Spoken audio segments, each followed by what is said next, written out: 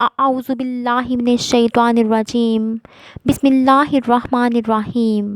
السلام علیکم ورحمۃ اللہ وبرکاتہ۔ الحرم آن لائن قرآن اکیڈمی میں خوش آمدید۔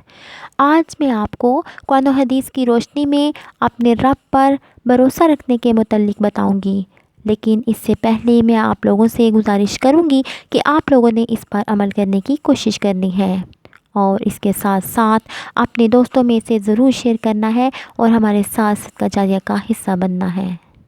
تو چلتے ہیں حدیث کی طرف۔ حضور صلی اللہ علیہ وآلہ وسلم نے فرمایا، اپنے رب پر ہمیشہ بھروسہ رکھو، کیونکہ اللہ تعالیٰ وہ نہیں دیتا جو ہمیں اچھا لگتا ہے، اللہ تعالیٰ وہ دیتا ہے جو ہمارے لیے اچھا ہوتا ہے۔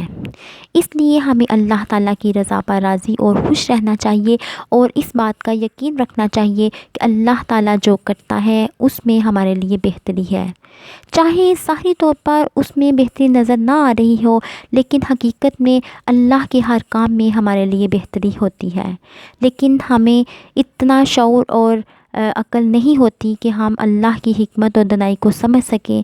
اس لیے ہمیں ہمیشہ اللہ تعالیٰ پر بھروسہ رکھنا چاہیے کہ اللہ کے ہر کام میں بہتری اور حکمت ہے۔